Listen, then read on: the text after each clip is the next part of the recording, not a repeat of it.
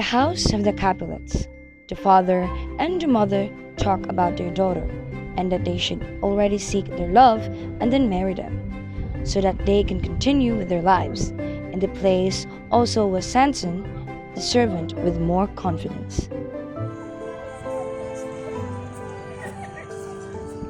Capulet, I think it's time for everyone to leave. I have been also thinking that would be lovely. In fact, that Don Paris, who will be the one who falls will be the one who falls in love. Is a good boy, and I invited to you to the party tonight. And I will deliver to you. Don't choose like my lady. I think you should let your daughter choose who to marry. It's a good idea, but we should also think about the general family and our family.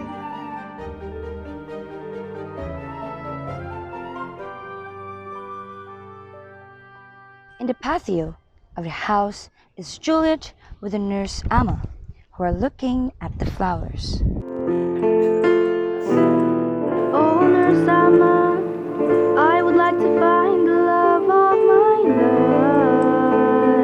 and be as beautiful as these roses.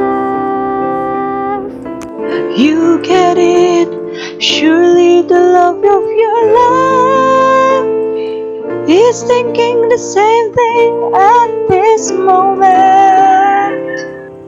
Road tonight to party, you will fall in love, and it will be Count Paris who would do it.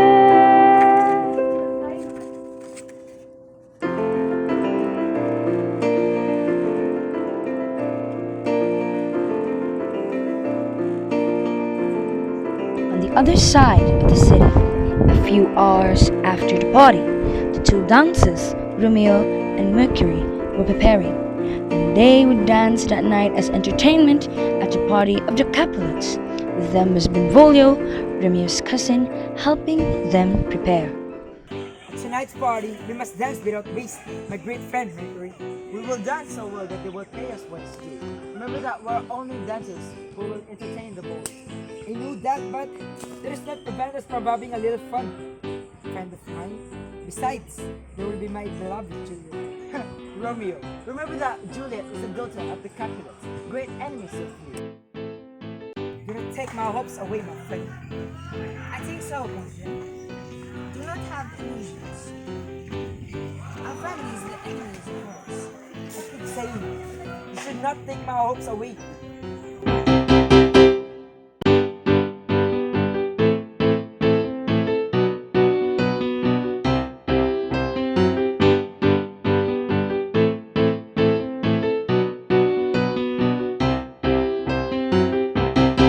Without hopes we will remain if we do not leave soon. I only give you one piece of advice.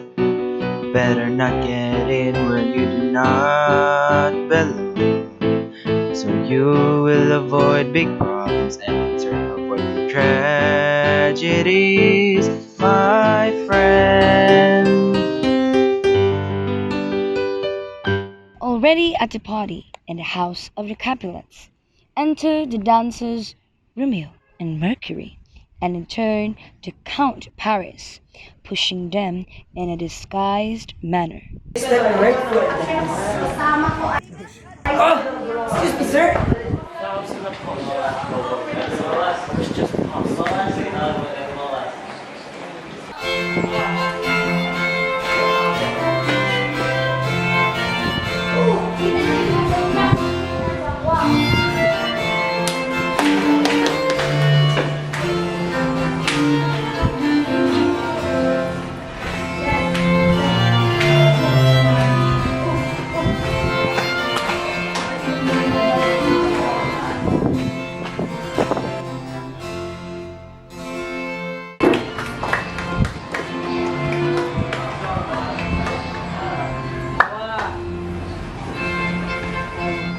Here's the young Paris, the great Count Paris.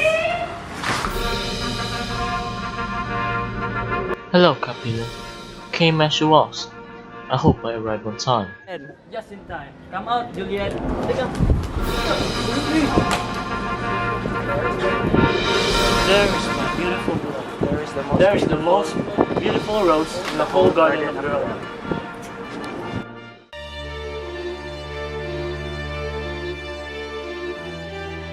You're not the one for her. You're not her true love. There's only interest among their families. You're not the one who messed with the count, much less who to fall in love with my cousin Juliet. Do not even think about it. Romeo, get back!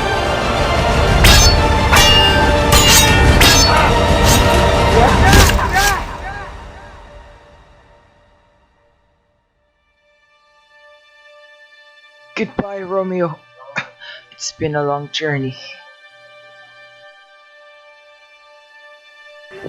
I will avenge you.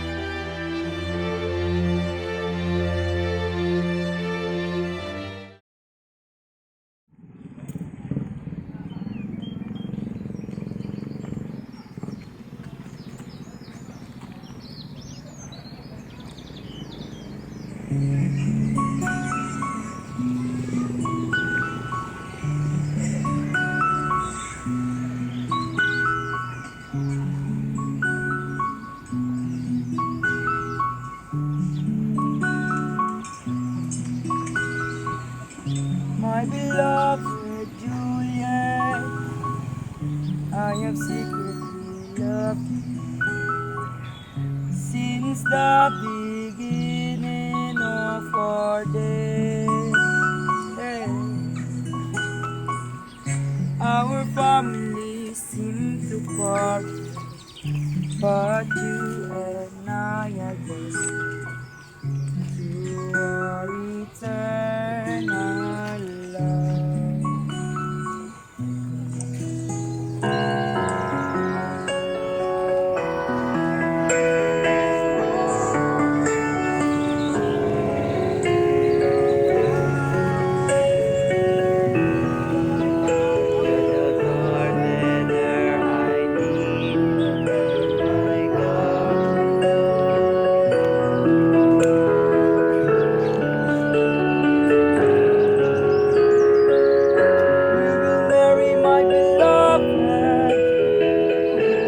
Let's go now,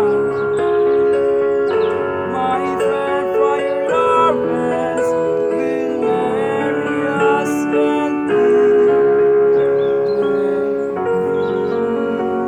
and dagan.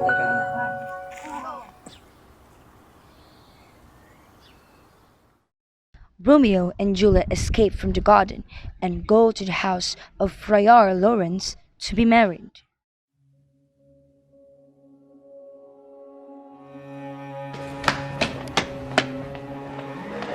Friar Lawrence, I asked you to marry us at this time. But how to do that, Romeo? Your families are enemies from the beginning of all time. Friar Lawrence, we ask. This is impossible. But something tells me that your love, if it is possible, I do not find what to do. You are very brave to do all this, Romeo. You know that history of the two families.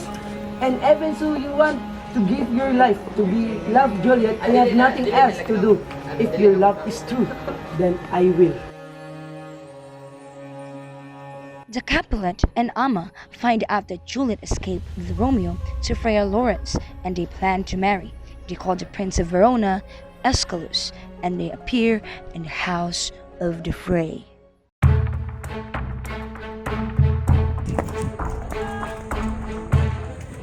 With the power that hath granted me, you are banished from Verona. All the deeds that you have committed, enough with the cross between your family and the Capulets. That's enough. Since you killed Tybalt Capulets, you are banished. You cannot do that, Prince. The love that exists between Romeo and Juliet is real. Don't do it, Prince. I already did. And if we did not, their families will be brought into the tragedies of so many deaths.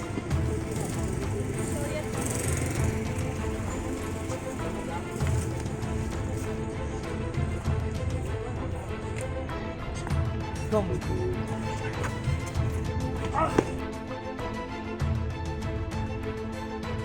Come, Juliet. No matter how much pain we feel, we can't do anything else. After a few days, Juliet escapes with Amma towards the house of the fray, in which the mother of Romeo was Mrs. Montague. Once there, they organized to carry out the plan to rejoin Romeo.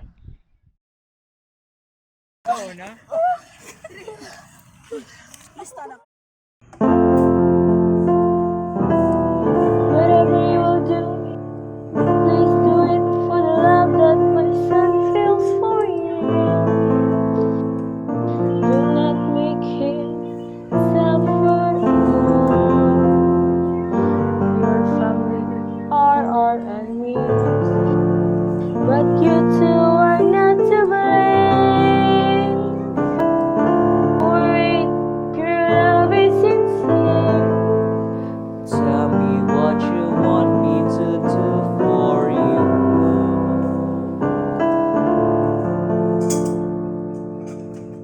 Look for Romeo. I'll pretend to take a poison and wait for us sleep to the rescue of Romeo. Then we'll escape. And you, Mrs. Montague, I swear that everything I will do, it will be for your son and for the love I feel for you. You have the right to be free to love.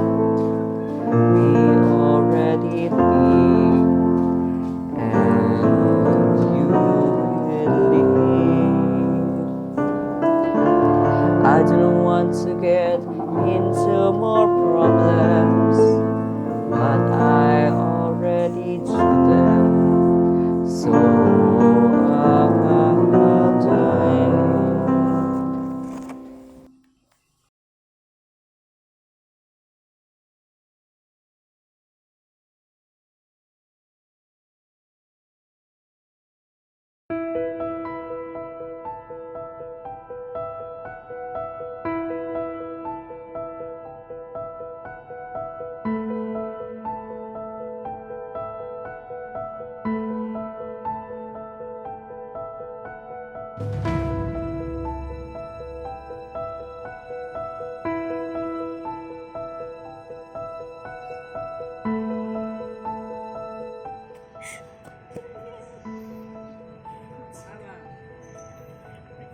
it. There's no chance!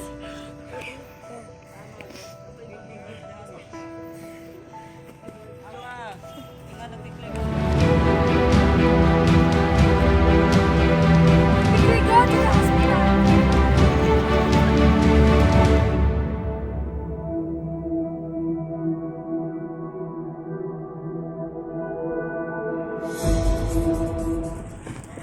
My beloved Juliet, how much your loss hurts.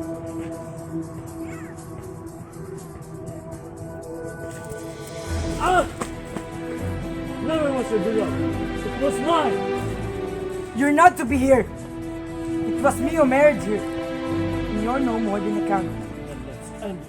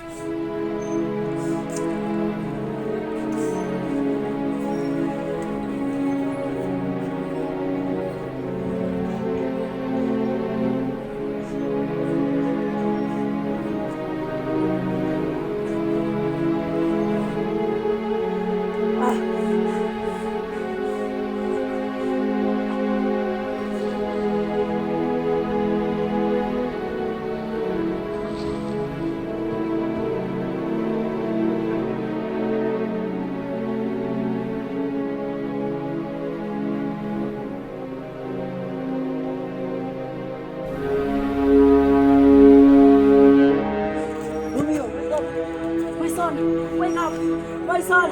Romeo! Wake up!